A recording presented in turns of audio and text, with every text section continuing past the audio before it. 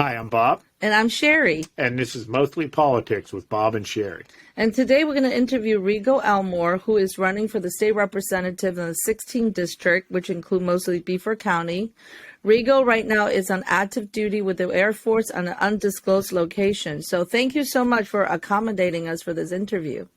Well, I thank you very much. It's a pleasure to be on here, and I'm excited. Awesome. Okay. Could you just give us a quick bio, your background, some of the highlights you'd like voters to know about? Yes, just a little bit about my background. I'm from Beaver Falls originally. I live in Rochester, Pennsylvania right now. I'm also a borough councilman in Rochester, just recently elected, so that's exciting. I basically started this whole political thought process with just one vision, and that's helping individuals, helping people. And I started that, I would say, in middle school. I had the opportunity in middle school to go on a mission trip, and that was to Honduras. And with that, I went down there and I built a church and other buildings. And it was just a great satisfaction to see a need and to be able to address that need. Outside of that, I've been involved in many youth activities with Second Baptist Church in Beaver Falls and also Tiger Paws Youth Ministry in Beaver Falls. I did that up until I was 18 years old. And then from there, I attended college, went to Teal, went to Community College, Beaver County, and then also went to Penn State, where I obtained my bachelor's degree in criminal justice. All throughout that time frame, I was in the military. I've been in the military for 12 years, and it's something that I hold very close to my heart because, serving the country and serving the people, and with my life history and work that I've done, I feel that, service is very important. And I carry that in my day-to-day life. I carry that in my job. I was working as a conductor on the railroad and also working for AAA. And in both jobs, it was service to the people. So I uphold our core values in the military: service before self, excellence in all you do, and number one's integrity first. And that's a little bit about my background. What motivated you to run for councilman in Rochester? Well, when I first started getting in the political arena, I seen the need. And I decided that, I need to understand politics from every level that you can imagine. That can be school board, that can be council, that can be the state legislation, all the way up to the president of the United States. You need to have a firm grasp and understanding. So what I decided to do is, being that I've already did things in Rochester, such as I had a community day event in Rochester. I talked to people in Rochester about what's going on and presented to council. I'm also on the NAACP for Beaver County, and I dealt with, police situations in Rochester. So doing everything that I've done, I decided that maybe I should run for a council seat so that I can be best fit to run for a state seat later on down the road. The council just really more hands-on with the people in the community, more decisions made on a smaller basis. And I'm hoping that learning that and that aspect, I can transition that to the State House and help those in a broad perspective. The NAACP, did you work there or volunteer there? And can you talk about that as a Republican too?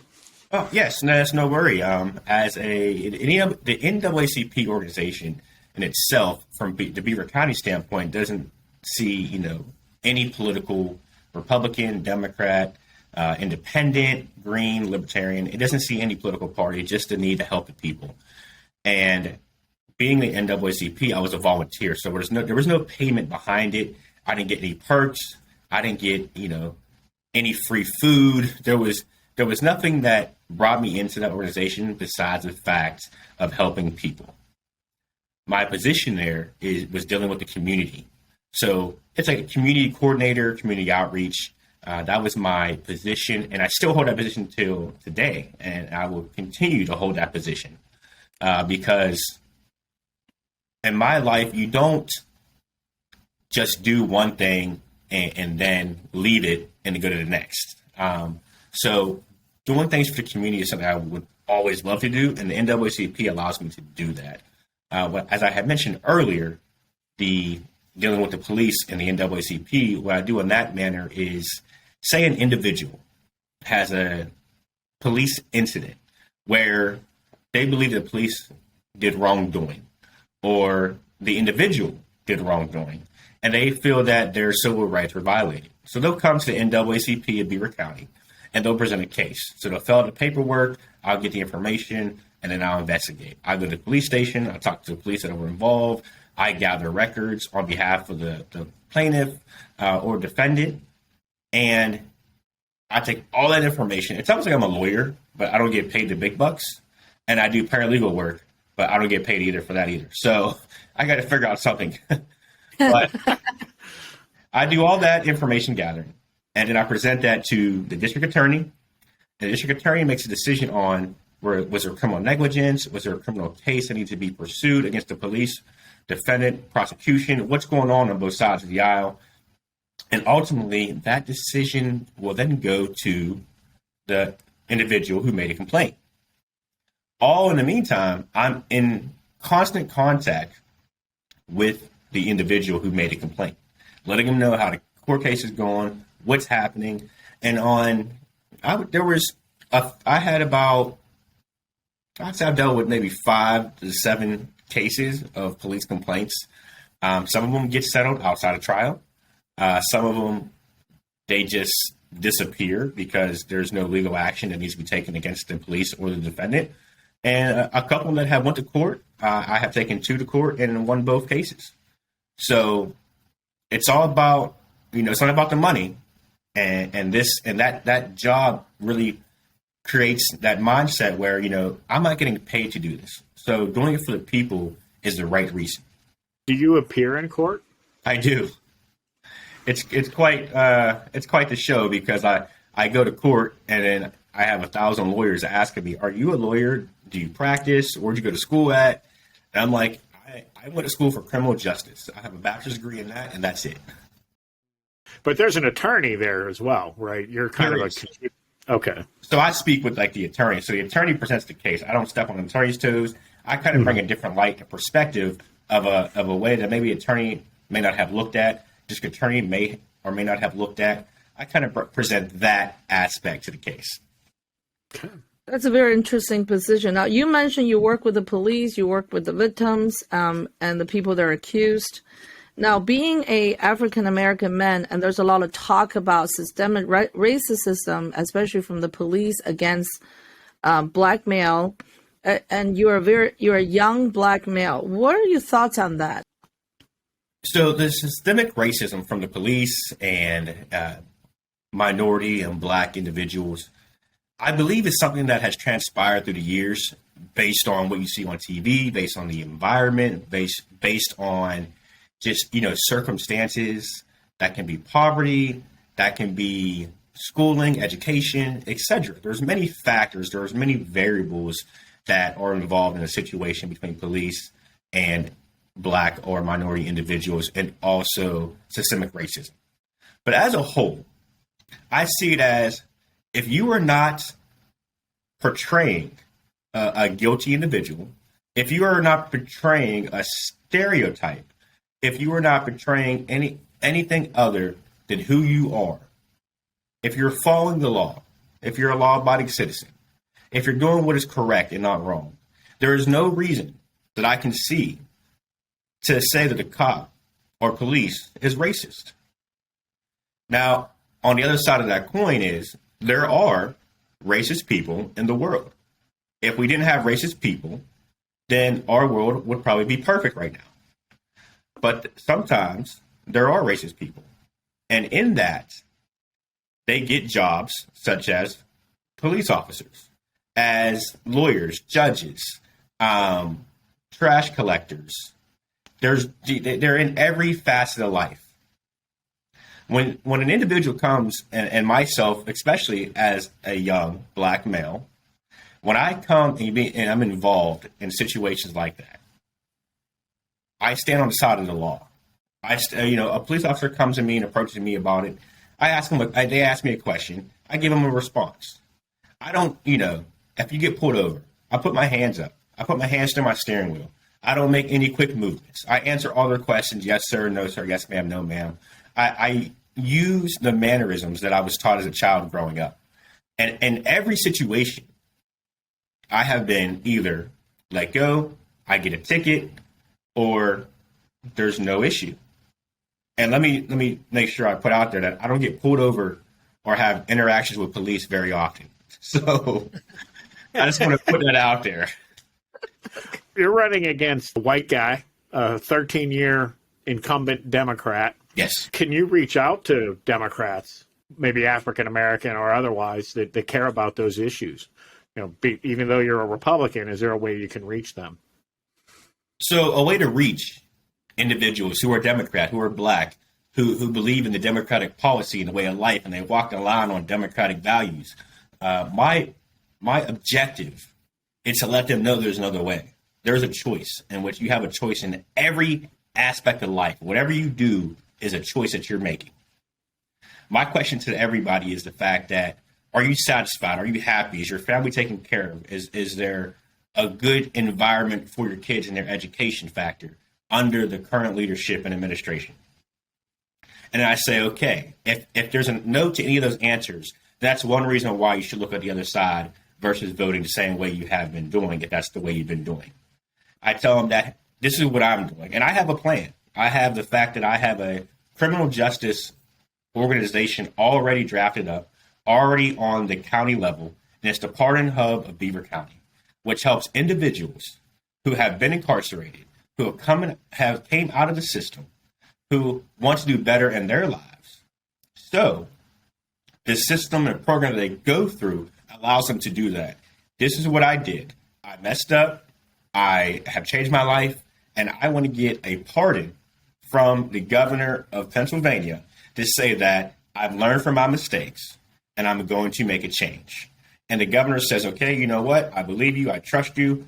I'm going to pardon you. And then you come back with that pardon application, and after everything's done, you come back to me and say, hey, Rico, I got a pardon. Great. I said, okay, now I want to put you into an expungement program where you go to this expungement program and then you get a reduced cost on your expungement. So in roughly a 5-year to 7-ish, I would say 5 to 6 year time period, if you do everything you have to do, you stay out of trouble, your record will be expunged and you will be able to move on with your life as a productive member of society. And then that has great ramifications where the fact that you are giving society the means to succeed. You feel successful yourself. You feel important. You're not weighed down by your record or your past. And most importantly, people are not judging you based on what you did, but based on what you're doing. That's the message that I have for the Blacks and the minorities in Beaver County and Pennsylvania ultimately. It's time to change. It's time for a change. And if we keep going down the road that we're going on with the stigma and the racism and all the indoctrinating and everything in that manner, we're not moving forward. That's not taking us anywhere. I understand learning from your history, but you got to make it better. I understand the teaching, but teach what's right, not what you want to. So that's how I perceive my message to those who are, Democrat, who believe in democratic value, who also believe in maybe the current legislation that's in there, all the way up to the presidency. There's a different option. Me being Black, and not to ostracize anybody else, but me being Black personally, I understand what Black America is going through because I have to focus on it every day of my life. But see, I don't resort to violence or anger towards an individual who treats me differently because of my skin color. As it says, you turn the other cheek. Unless someone touches you, that's a different story. But words, sticks and stones, not worried about it. I just pray about it.